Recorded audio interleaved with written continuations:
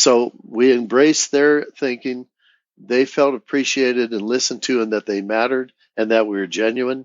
And it's been remarkable how this thing's grown since that time. Very interesting. Yeah, yeah. So it was we practiced the behaviors of consensus, not had formal structure with it. So yeah, Terrific. yeah, it's You cool. mentioned listening to the land as well, and Yeah, it's funny with language too, isn't it?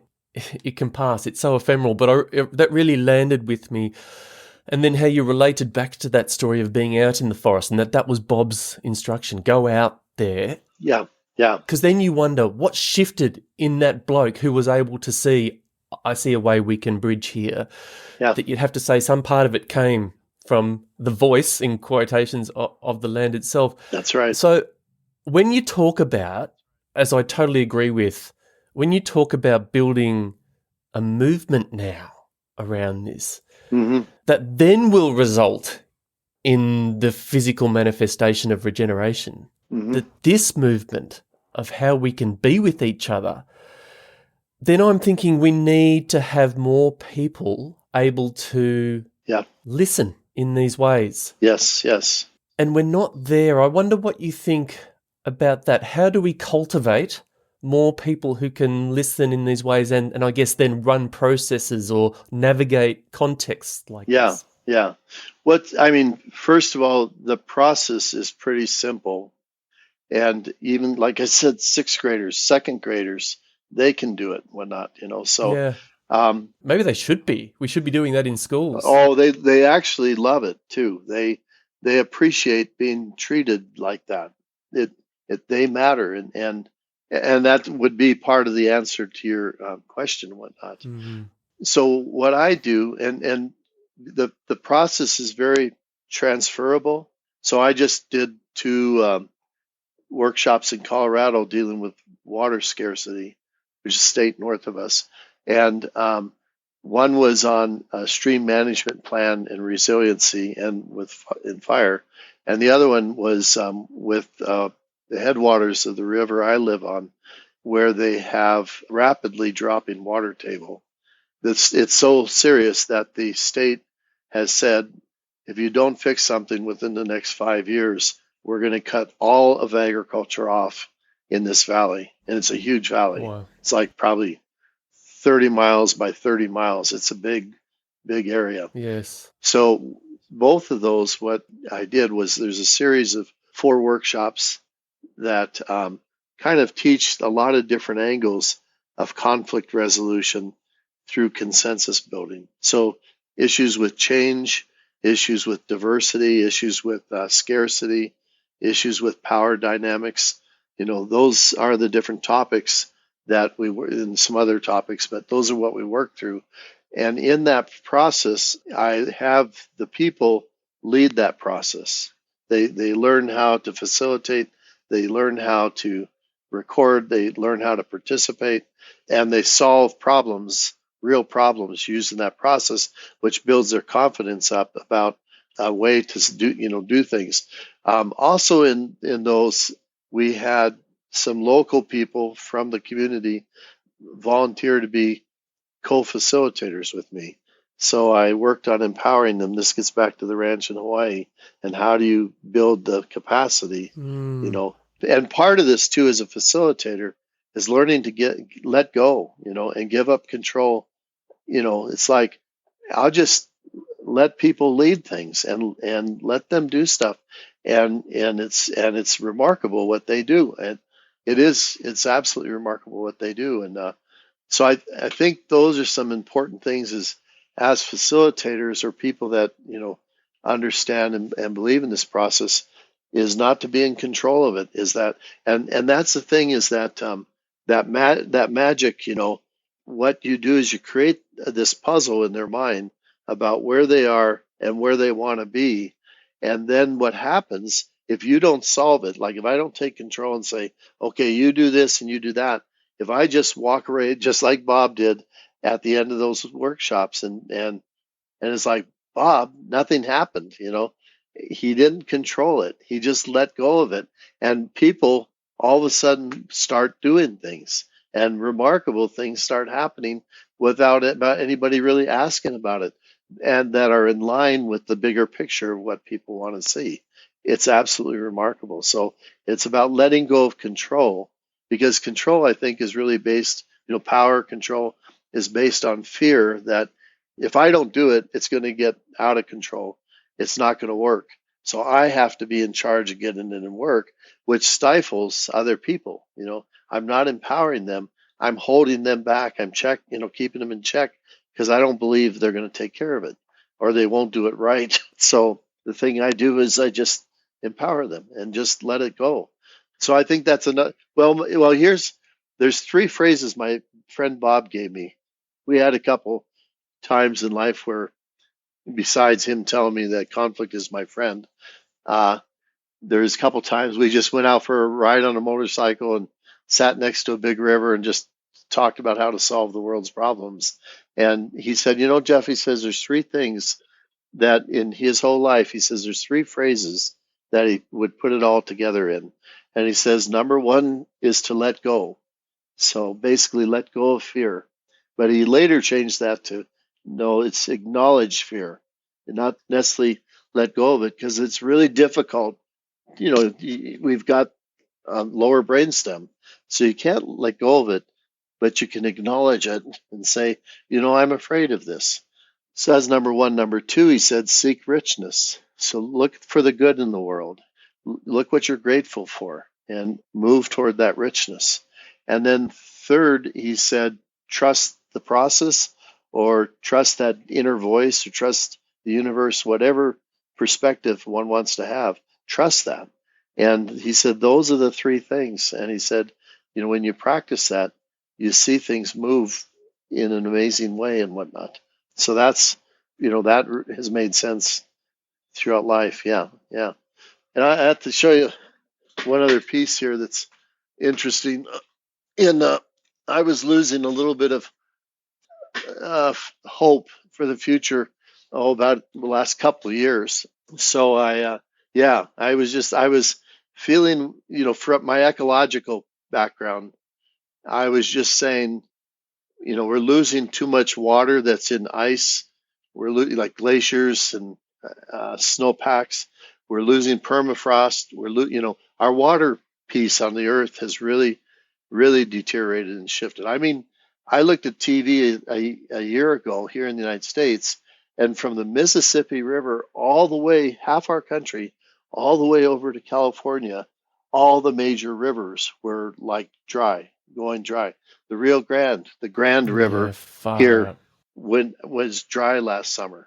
So, but Same Mississippi, here, Jeff. Same here. yeah, exactly, yeah. Yeah. And so I decided at May a year ago that I needed to go say goodbye to the glaciers and basically thank them for what they've given us. And I have four grandchildren, so I, have a lot of concerns about what's happening for them. So we went up to Alaska to say goodbye to the glaciers, and I thought I got to do better than just say goodbye. I got to own up to some of this, and so I said I'm going to ask the glaciers for advice, listening to the earth.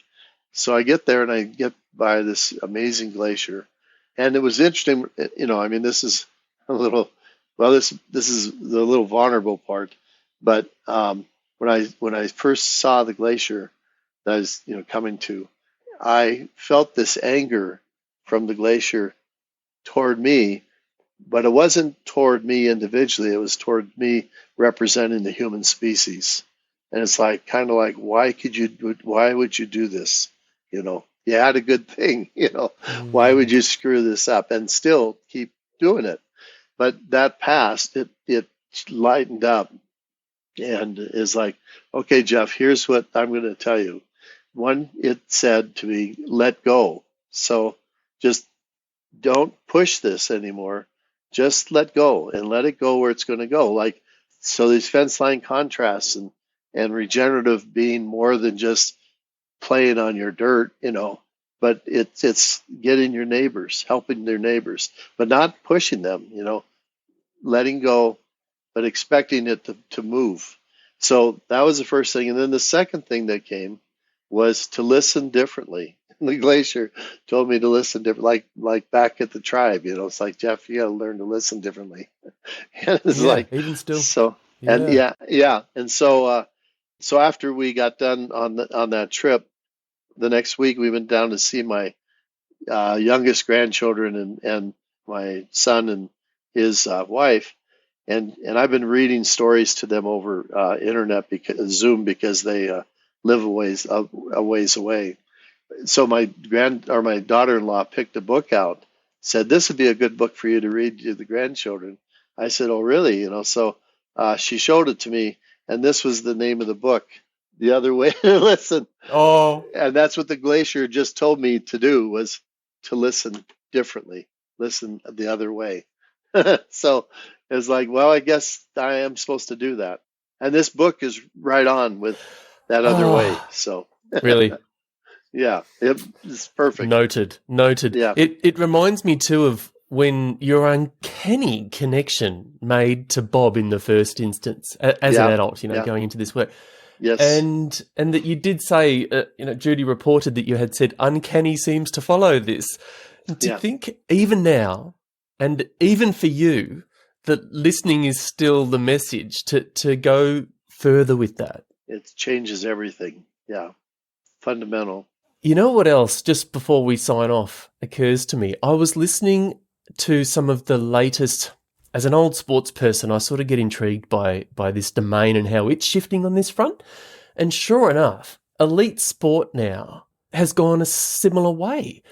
That elite sports people are going to people who run processes that effectively run the gamut through to, okay, given it's not possible for you to beat such and such a person or to improve such and such a time, Yeah, if it was, what would you do? yeah, And they are finding, similarly, that extraordinary unanticipated outcomes that they end up achieving well beyond what they thought of. yeah. Isn't that fascinating, coming up in parallel domains? Oh yeah, yeah. It's just in Africa, Mali. I was working there a few years ago, and they had 87% food insecurity in their villages, and they had 7 ethnic groups, 10 villages, and many of them were at war with each other. They'd had some bad things happen. So one of the workshops was on the managing scarcity. I asked them if there were some things we could do that seemed to be impossible, and I said, "How about if we see how we can increase food production for you?" And they said, well, of course, that would be important. And I said, well, let's find a number so we have something specific to work on. And I said, could you increase food production by 5 or 10%? And they said, oh, we probably could do that. And I go, well, you probably should do that. You're hungry. Your kids are hungry. So I said, well, what about 20% increase? And they said, well, we probably could do that too. And I go, well, so I want to know a number that you just cannot imagine Yes. being able to do. So I said, could you increase it 50%, which I didn't believe they could do either. And they said, oh, that would be impossible. And so I said, good, let's use that number. So I said, I do some things in the workshop and up prior to that. And then when I get to that point, I want to work on something. One thing I will do is I will get the mental picture in their mind. I will ask, what's the richness in your community, and what's the richness in your personal life? And so I get their mind thinking about the good stuff that they've got in their life. And so when it's in that state, then with endorphins and serotonin Yes. and all that stuff, then I say, okay, we talked about 50% increase in food production would be impossible. So give me all the reasons why it's impossible, why you can't do it. And they said, well, we only have $45 a year per capita income. We have poor rains. We have poor soils. We're even lazy, So they were very honest. And so at that point, I said, okay, everything that you've listed is a belief system, like your $45 a year per capita income, or your limited rains or limited soils. I said, even your belief about laziness. And I said, as long as you believe it, what will be the outcomes? Nothing will change. You will not ever increase food production. So I said, okay. So I'm going to ask another question, which is one I asked earlier. Given that it's impossible, because they just proved it to me, if it were possible, what would you do to increase food production by 50%? And of course, it's quiet for a couple minutes because they're thinking. And then all of a sudden, one idea pops out. And actually, when one idea comes out, it is no longer impossible because the human brain is finding the solution.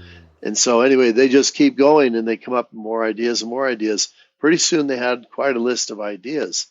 And again, what I do at that point is I leave. I don't solve it. I don't say, okay, you do this, you do that. What I've done is I've created the puzzle in the brain to keep working on trying to figure out how to solve this. And so I came back 15 months later because I came back to the US, and then I went back there 15 months later, and they were actually standing on the side of the road waiting for me. They knew I was coming, and they have no idea how long it takes to fly over the Atlantic Ocean, or they're standing there waiting for me. And I'm with the driver, and so as soon as I pull up, they run over to the truck and they grab the door, and they pull me out of the truck, and they took me out in the field, and in 15 months they increased food production not by 50%, they increased it by 78% Wow. in 15 months. Yeah, it's just amazing how they figured out whatever. It's that magic. Yes, it So is, yeah, isn't it? yeah, And Judy said that one of them named a child after you as a yeah, result. yeah. Jeff. Yeah, yeah. That was Fanta. Yeah, Magnificent. Oh, yeah, it's in all seriousness, it is beautiful. What an incredible moment and outcome. And yes, as you said, they did it. yeah, Before we sign off, you've collaborated with Judy since, because she's been as inspired as I have yeah. by seeing it in you and seeing it with some practitioners here in Australia I've had on the podcast too, Yes, in nice. varying but similar ways and Great, similarly extraordinary outcomes. great. And so you've collaborated with Judy on this thing that's just soft launch online, do the impossible.earth, which I really like. Yeah, yeah. And for obvious reasons. What's your thinking around that? Well, it's great. It's amazing how people's lives change with this work. If we created a movement where they could experience that and experience it a lot, it's absolutely amazing. So that's what I would like to, that's my best possible outcomes. We can turn this around. I mean, I've done it lots and lots of times. It's just not the scale that it needs to be at. But Yeah. we can do this thing. So yeah, it's my hope. Yeah, yep. And I see when it proliferates like that now with Judy and the other colleagues that have come around that table. Yeah, And then certainly over here, there are a few of us talking more about it. And I hope this yeah, podcast helps. It's why we're doing it. yeah, exactly. Yeah, yeah. And one thing, Anthony, that the land reflects us as humans. What's interesting is that, when we're in conflict with the earth, with each other, it's always taken out on a lesser entity. So if we're fighting the environmentalists, if we're rancher, if we're environmentalists and we're fighting the rancher, it's taken out on the land. The land is the one that suffers. That's what was happening up in that watershed, and that Judy wrote about. And now that land is coming back, and it's remarkable. And it didn't take much for that land to come back, because all we just did was rearrange a few things, and it's just coming back. And it's changing the rancher's son. He's now changed his career, what he's studying in school, because he's just amazed with what's happening on the landscape. Magnificent. Jeff, to go out, I wonder, is there some music that's gone with you through that journey, or maybe even something that's you're enjoying at the moment? But I'm always doubly curious if there was something that accompanied a transformation. So any of these moments for you that were really pivotal. Yeah, been reflecting on that, and all the way along, there's been just significant music that just seemed to be the right thing for me. And I can't say it's any genre or anything like that. It's just, this was the right piece. And I remember not long ago, it was probably 10 years ago now, that's time. But they're finding that there are mathematical formulas with music, and that they find that songs that people love have the same, no matter what, like if it's classical or if it's rock or if it's country, there's this mathematical formula that shows up in like best hits and whatnot. So it's interesting because I have songs, downloaded and whatnot, and they're just powerful songs for my space as a human. So that's my music story. There's just this multitude of music that I think there's like 2,000 songs, and I put it on random, so it's all kinds of music all the time. But it's very powerful. Can you pluck one example out? That wouldn't really be fair. Fair enough.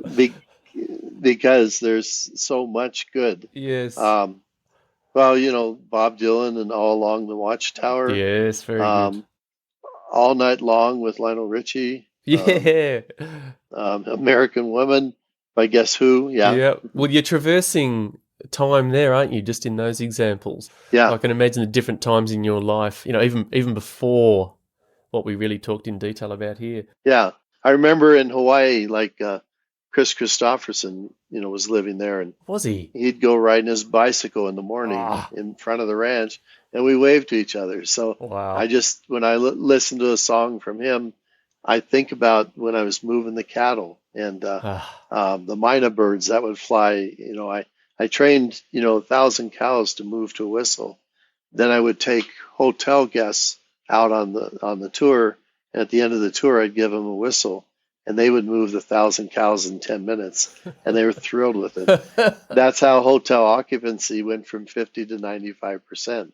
Was they just were so thrilled with the thing that it's just like, wow. So anyway, magnificent. It helps me bring back those different experiences and whatnot. Here's to it. Speaking of gratitude and the joys. Yeah. Yeah. Well, Jeff, thanks very much, mate. I really appreciate it. Thank you. Yeah. It's just been wonderful speaking with you, and all the very best where you go from here. Yeah. Thank you. I'm just going to let go and let it happen and listen. Me too. I've taken stock of that list. That was the award-winning facilitator, Jeff Goebel. For more on Jeff, the Community Consensus Institute, and the new Do the Impossible set up with Judy Schwartz and company, see the links in the show notes. Jeff and I talked a bit more after we stopped recording, including about his previous time in Australia around the Murray-Darling Basin, our major river system, the one I referred to in our conversation that's also in trouble. Conscious of the great conflict around that, Jeff said, "Oh yeah, that'd be a great one to work on." How's that for some of the spirit we need right now? He did say he's available too, so there's an opportunity.